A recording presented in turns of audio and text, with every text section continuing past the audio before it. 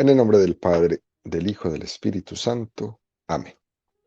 Ven, Espíritu Santo, y llena los corazones de tus fieles y enciende en ellos el fuego de tu amor. Envía tu Espíritu Creador y se renovará la faz de la tierra. Estamos estudiando el Catecismo de la Iglesia Católica, su segunda parte, la celebración del misterio cristiano, segunda sección, los 7 sacramentos de la Iglesia, capítulo segundo, los sacramentos de curación.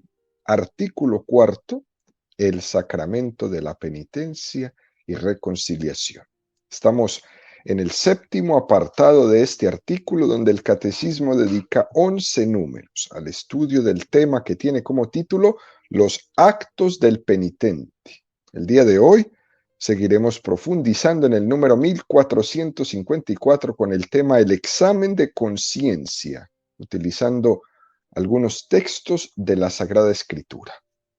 Recordemos, queridos amigos, que en este número ya se nos ha hecho referencia a que el examen de conciencia nos ofrece diversas formas para examinarnos.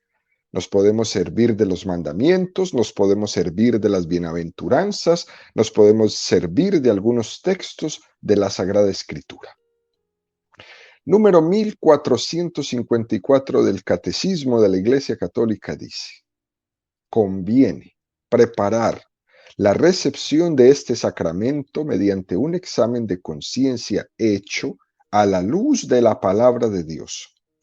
Para esto, los textos más aptos a este respecto se encuentran en el Decálogo y en la catequesis moral de los evangelios y de las cartas de los apóstoles, Sermón de la Montaña y enseñanzas apostólicas.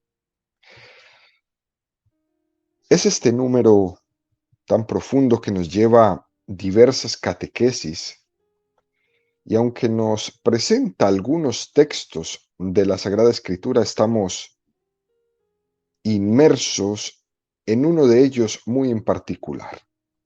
La primera carta de San Pablo a los Corintios, capítulo 13, 1-13. Aunque hablara las lenguas de los hombres y de los ángeles, si no tengo caridad, soy como bronce que suena o címbalo que retiñe. Aunque tuviera el don de profecía y conociera todos los misterios y toda la ciencia, aunque tuviera plenitud de fe como para trasladar montañas, si no tengo caridad, nada soy. Aunque repartiera todos mis bienes y entregara mi cuerpo a las llamas, si no tengo caridad, nada me aprovecha. La caridad es paciente, es servicial. La caridad no es envidiosa, no es jactanciosa, no se engríe, es decorosa, no busca su interés, no se irrita, no toma en cuenta el mal, no se alegra de la injusticia, se alegra con la verdad. Todo lo excusa, todo lo cree, todo lo espera, todo lo soporta. La caridad no acaba nunca. Desaparecerán las profecías, cesarán las lenguas, desaparecerá la ciencia, porque parcial es nuestra ciencia y parcial nuestra profecía. Cuando vendrá lo perfecto, desaparecerá lo parcial. Cuando yo era niño, hablaba como niño, pensaba como niño, razonaba como niño.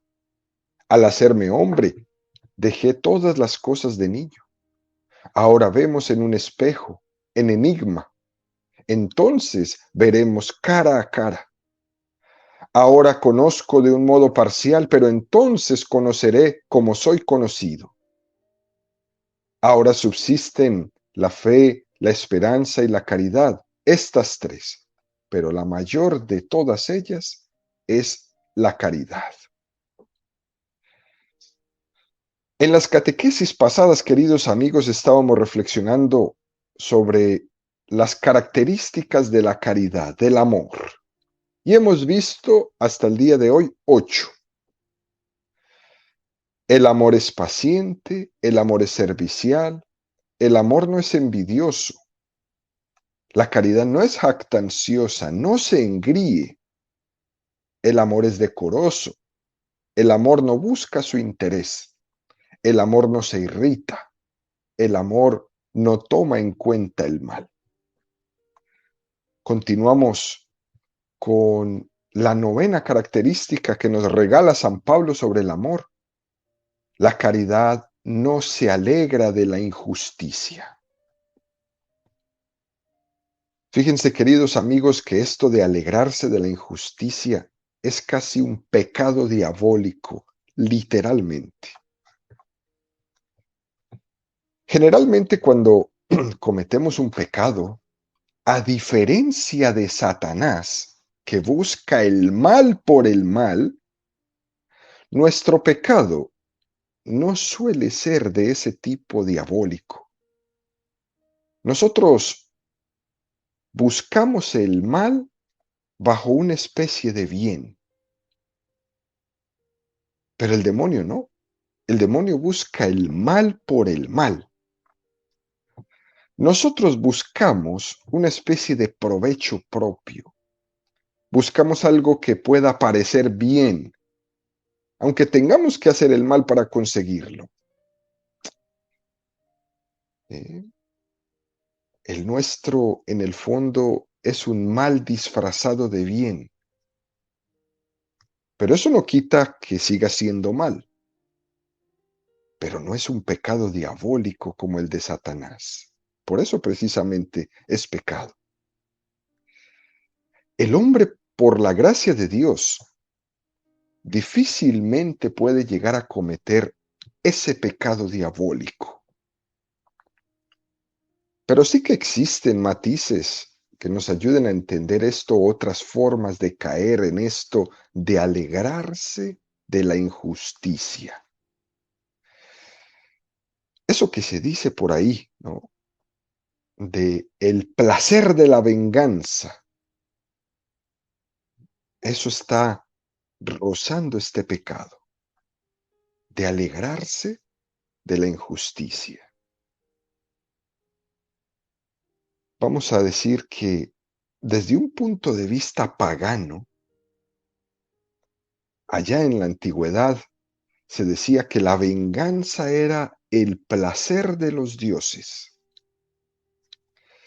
Es como un obtener alegría del mal ajeno. Y eso siempre muestra un corazón muy mezquino, que se hace incapaz de gozar con la verdad, incapaz de gozar con el bien, incapaz de gozar con el bienestar ajeno. Y esto hace un corazón muy mezquino. Y es importante en nuestro examen de conciencia, nosotros, queridos amigos, examinarnos de esto. ¿He hecho un pacto con la injusticia? ¿Me he acostumbrado a ser un hombre, una mujer injustos? ¿Me rebelo y cometo injusticia?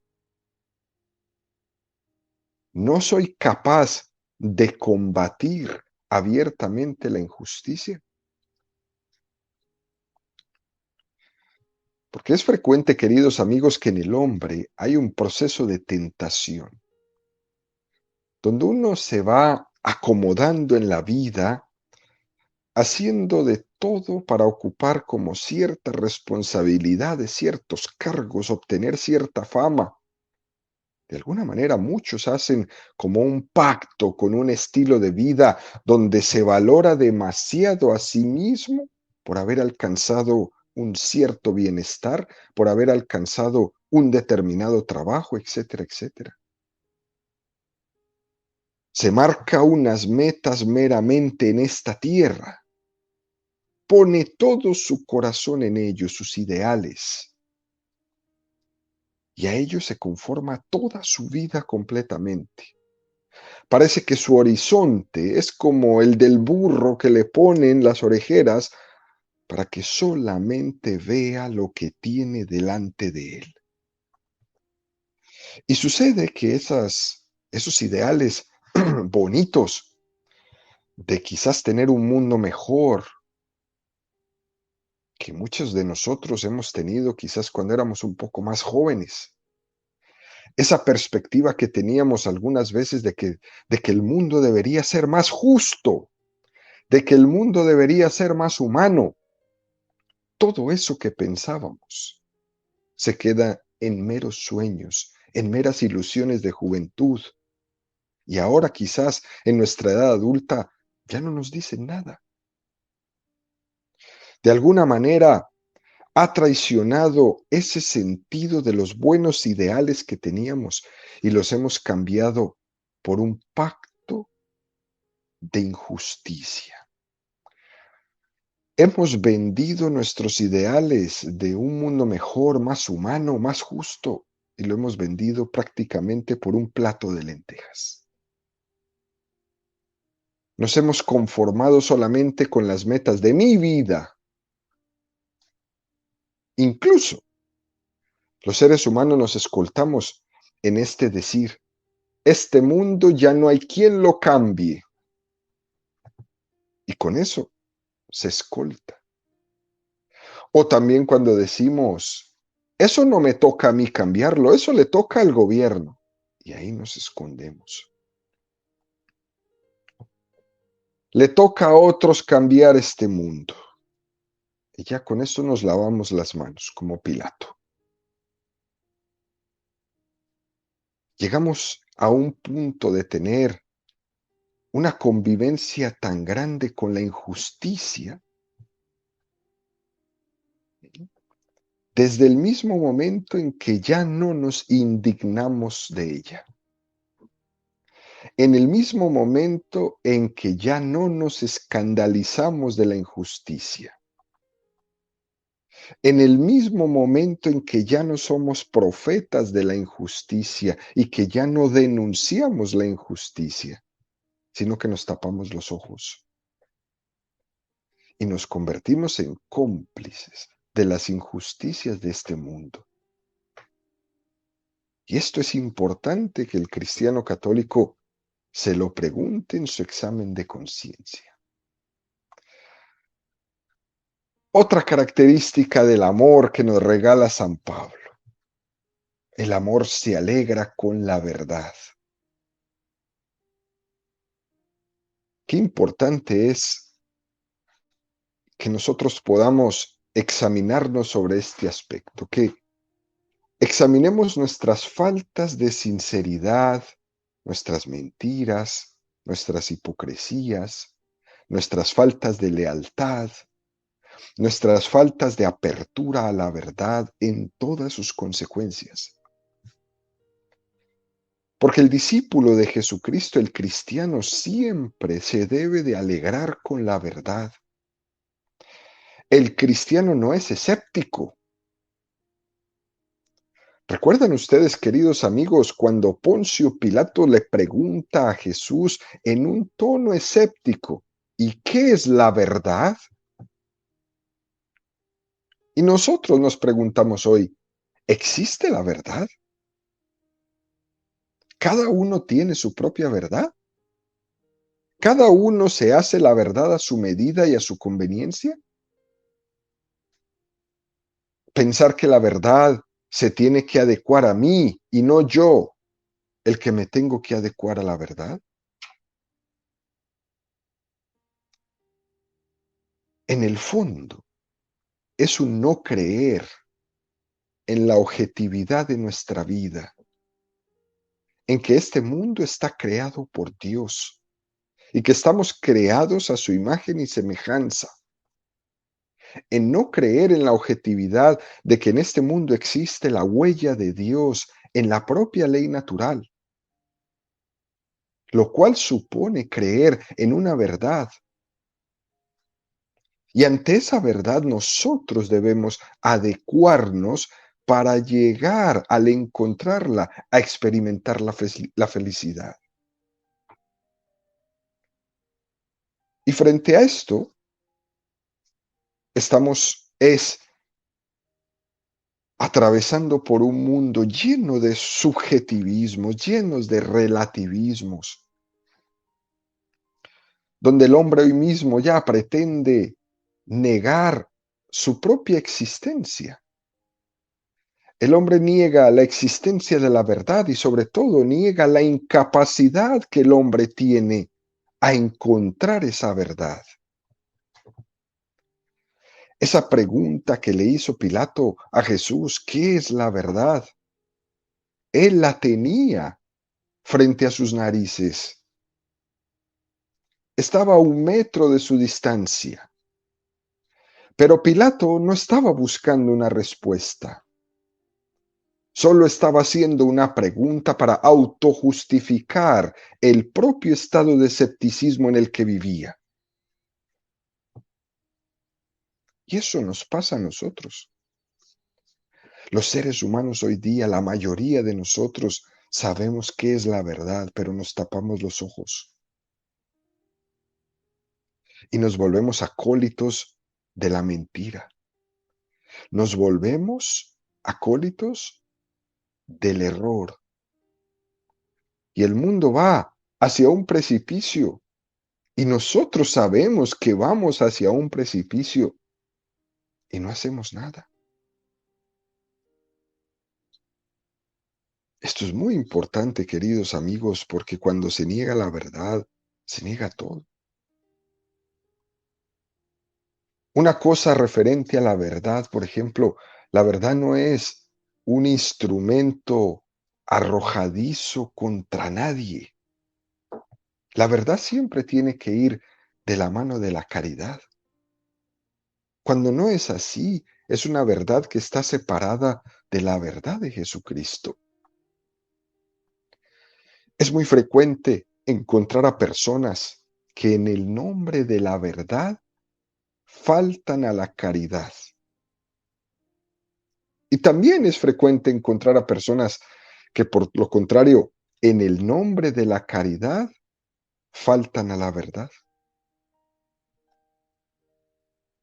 Y es importante en nuestra vida tener presente que verdad y caridad se funden en Jesucristo. Cristo es la verdad y Cristo es el amor. Y estas dos vienen fundidas. Cuando la verdad es expresada con cariño, con confianza, la verdad siempre será sanante, será terapéutica. No hay que temer nunca la verdad. No hay que utilizar las famosas mentiras piadosas, ¿no? Cuando la verdad se supone que va a hacer un daño, no hay que temer. Hay que confiar en la verdad, porque la verdad nunca nos defraudará. Por eso no hay que disfrazarla con mentiras piadosas. Hay que aprender a decir la verdad, claro que sí, aprender a decirla con cariño, con objetividad, confiando en la fuerza de la verdad. Pero no hay que dorarla, supuestamente que para que no haga daño. Porque cuando hemos dorado la verdad, entonces empezamos a tenerle miedo a la verdad. Y no hay que hacer esto. Tantas veces que los seres humanos recorremos a esas famosas mentiras piadosas. Lo único que ocurre es que se escoge un camino mucho más largo y al final, con esas mentiras piadosas se termina metido en muchos más problemas. ¿Por qué? Porque la verdad siempre será el camino más corto, el más corto. Por eso es interesante tener en cuenta esto. Es mejor ponerse rojo una sola vez que 20 veces amarillo. Es mejor pasar una vergüenza que pasar 20 pequeñas vergüenzas. Que aunque la verdad nos pueda resultar mortificante o dejar en vergüenza en un momento determinado, pueda suponer el tener que superar el amor propio, por ejemplo, o romper nuestra imagen delante de los demás, o tener que humillarnos por un momento, pero al final eso es supremamente sanante. Cuando uno, por respeto a la verdad, tiene que quedar mal delante de los demás o hacer el ridículo por reconocer una verdad, eso es profundamente sanante. ¿Y por qué? Porque no podemos olvidar, queridos amigos, que el Espíritu Santo es el autor de la verdad. Y ese Espíritu Santo es nuestro real director espiritual de vida. Y cuando yo estoy queriendo vivir en la verdad y haciendo lo que tengo que hacer para vivir en la verdad, Él está ahí detrás de mí poniendo sus palabras en mi boca, sus acciones en mis manos, para que nosotros logremos confiar que la verdad que es Dios sea la que me sane, sea la que me haga libre. Por eso Jesús lo dijo de una manera tan contundente, la verdad os hará libres.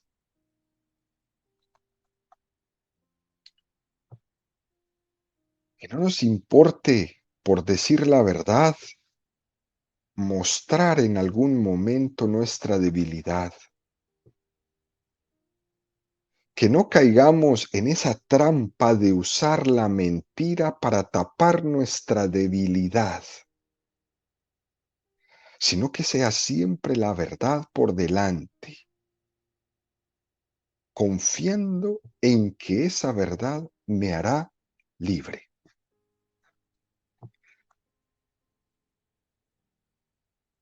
Otro aspecto, otra característica que nos regala esta carta a los Corintios sobre el amor, sobre la caridad, es que el amor todo lo excusa. Cuando hablamos de la caridad, cuando hablamos del amor, que no cuenta el mal, lo dijimos en la catequesis pasada, es importante que nos examinemos sobre nuestra resistencia a perdonar. Es importante que nos preguntemos sobre qué tan rencoroso soy, de qué tanto me cuesta pasar las páginas en mi vida. Dice la Sagrada Escritura que el Señor es lento a la cólera y rico en misericordia. Es muy importante pedirle al Señor esa gracia de poder pasar las páginas de nuestra vida, que no esté constantemente el pasado martillando mi presente, que no esté mi pasado incapacitándome para amar en plenitud en el hoy.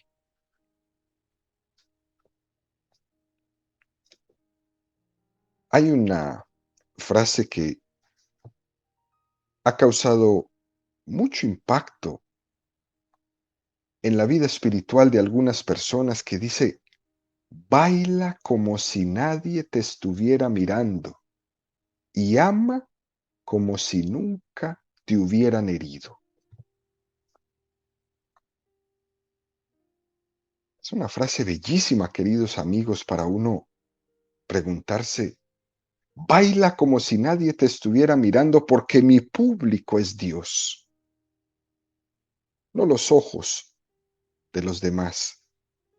Mi público es el Señor. Y ama como si nunca te hubieran herido. Es una gran gracia que tenemos que pedir constantemente a Dios, que me regale la sanación para aprender a pasar las páginas más difíciles de mi vida, para que mi amor no se vea dañado, atrofiado,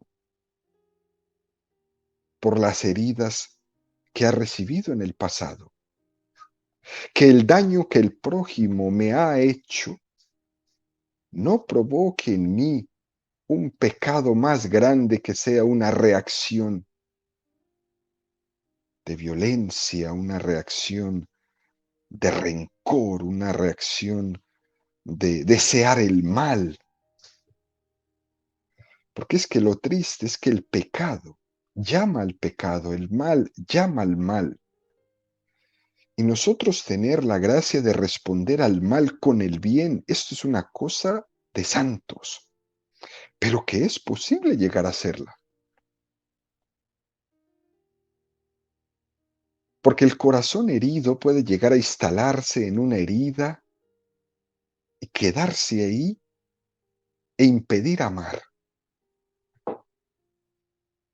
Pero cuando se ha podido, por la gracia de Dios, sanar, entonces vamos a poder amar en el momento presente. Pero si no hemos sanado, estamos incapacitados para amar. Baila como si nadie te estuviera mirando y ama como si nunca te hubieran herido. Por eso dice San Pablo en esta carta a los Corintios, la caridad todo lo excusa. Y es algo demasiado fuerte porque uno podría decir, si yo todo lo excuso, posiblemente pueda arruinar mi vida. Pero el perdón es lo más hermoso que un ser humano pueda desarrollar en su vida. El perdón es lo que más nos asemeja a Dios, es lo que más divino nos hace. El perdón es lo único que posiblemente nos hará capaces de empezar una vida nueva. Perdonarme a mí mismo, perdonar a mi prójimo.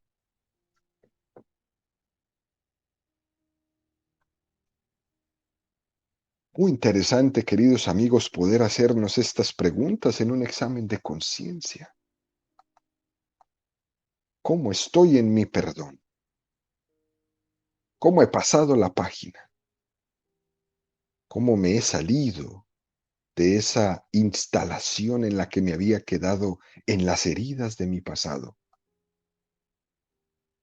¿Cómo he podido experimentar que con mi trabajo y la gracia de Dios he podido sanar y he podido comenzar desde el perdón una vida nueva?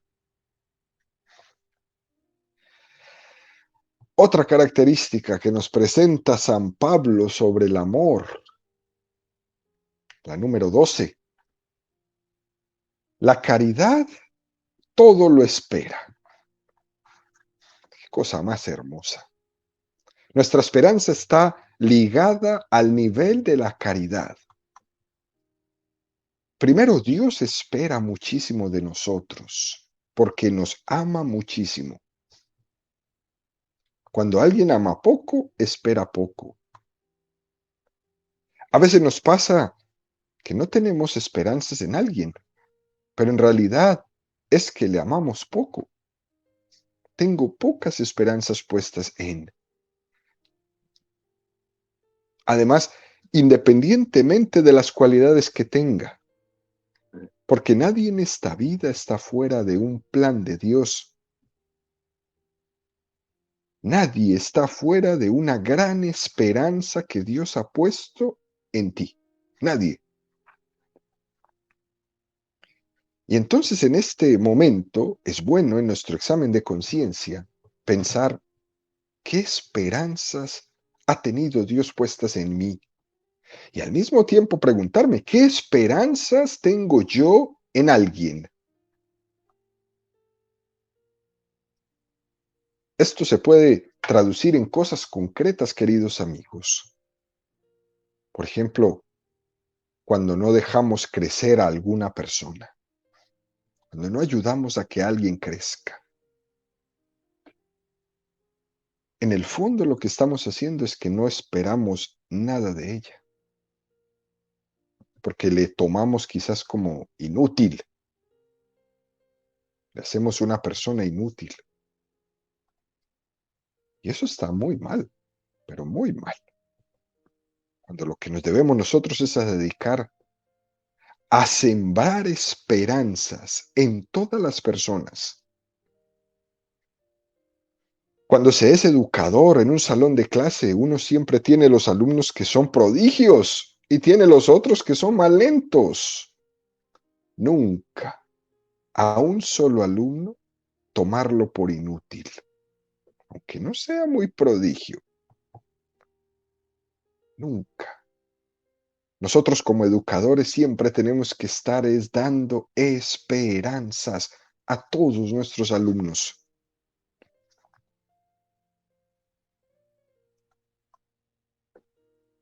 Es practicar la caridad con todos, porque la caridad todo lo espera. Yo espero esto de ti, con nuestros hijos también. Ninguno de nuestros hijos es un inútil, ninguno. Puede ser que tengas uno muy inteligente, el otro más lento, pero ninguno inútil. Y esas palabras nunca pueden salir de la boca de un padre o de una madre. Inútil, no. He puesto todas mis esperanzas en ti.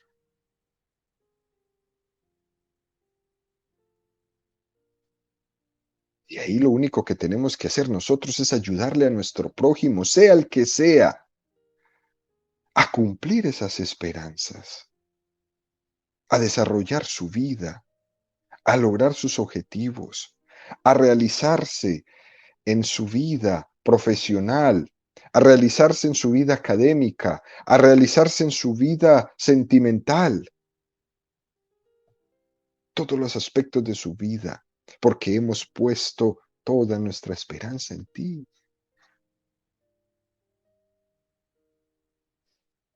Que todo lo que hagamos en nuestra vida, todo, sea para esperar siempre lo mejor de aquellos que tenemos a nuestro lado. Qué cosa más bella. Porque si ante la pregunta, ¿espero algo de alguien? ¿Tengo mi esperanza? Mi respuesta es no, estoy muy mal. Si yo no tengo ninguna esperanza puesta en nadie, si yo no ayudo a nadie a cumplir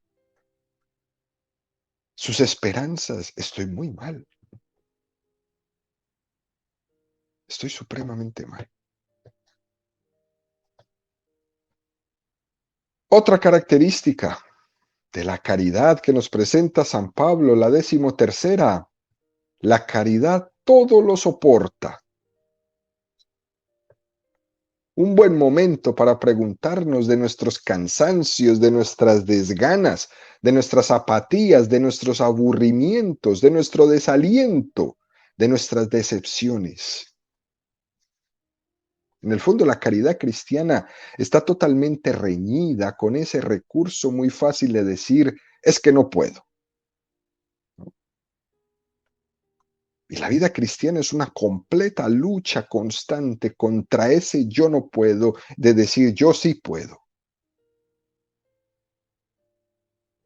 Nos olvidamos de que cuando el Señor te pide algo, te da la gracia para poderlo hacer, porque el Señor nunca te deja solo. Él te asiste con su gracia en todo, aunque se vea muy mal. Yo tengo que superar este cáncer y tengo que someterme a la quimioterapia. El Señor está conmigo. Él no me dejará. Y si es dentro de su plan que yo viva, viviré. Cuando el Señor te pide algo, te da su gracia, porque esa lucha que tú vas a emprender en tu enfermedad es el testimonio más grande que los que estamos a tu alrededor vamos a tener. Y si tú no lo haces, nos quedaremos sin ese testimonio. Pero no te desalientes. Él te asiste con su gracia. Él te lleva en sus brazos. Y ante esto, queridos amigos, no vale ponerse de víctima. No vale ponerse en la situación de yo no puedo. Y por eso San Pablo lo grita, todo lo puedo en aquel que me conforta. Porque es que solos nada, pero con Dios todo. Todo lo puedo en aquel que me conforta. Y si queremos un ejemplo, ahí están los mártires. Los mártires son nuestro gran ejemplo. Tantos mártires que han dicho, yo no tengo madera de ser mártir, pero si tú me lo pides, lo haré. Un ejemplo muy hermoso, Santo Tomás Moro. Santo Tomás Moro, cuando estaba preso allá en la Torre de Londres, le podía el cansancio, el miedo, el desaliento, la decepción. Y todas esas tentaciones era para que él faltara en esa confianza en Dios y pudiera decir, yo no puedo. Y sí pudo, porque las venció. Ahí metido en esa torre, todo lo puedo en aquel que me conforta. Segunda de Corintios 4, 7, 15. Pero llevamos este tesoro en recipientes de barro, para que aparezca que una fuerza tan extraordinaria es de Dios y no de nosotros. Atribulados en todo, mas no aplastados, perplejos, mas no desesperados, perseguidos, mas no abandonados, derribados, mas no aniquilados. Llevamos siempre en nuestros cuerpos, por todas partes, el morir de Jesús, a fin de que también la vida de Jesús se manifieste en nuestro cuerpo. Pues aunque vivimos, nos vemos continuamente entregados a la muerte por causa de Jesús, a fin de que también la vida de Jesús se manifieste en nuestra carne mortal. De modo que la muerte actúe en nosotros, mas en vosotros la vida. Pero teniendo aquel espíritu de fe conforme a lo que está escrito. Creí, por eso hablé. También nosotros creemos y por eso hablamos, sabiendo que quien resucitó al Señor Jesús, también nos resucitará con Jesús y nos presentará ante Él juntamente con vosotros. Y todo esto para vuestro bien, a fin de que cuanto más reciban la gracia, mayor sea el agradecimiento para gloria de Dios. San Pablo conoce sus fuerzas y viendo su vida dice, es el Señor el que me ha sostenido. Y por eso la caridad todo lo soporta. Es la capacidad de aguante, es la capacidad de entrega, es la capacidad de no asustarnos ante la cruz. Es la capacidad de no arrodillarnos en el mal, enfrente del mal. Todo lo puedo en aquel que me conforta. Y por eso todo lo soporto. Y por eso persevero hasta el final. He corrido bien mi batalla, he perseverado, he cargado con mi cruz, me he entregado al Señor. Y por último, 15ª característica de la caridad.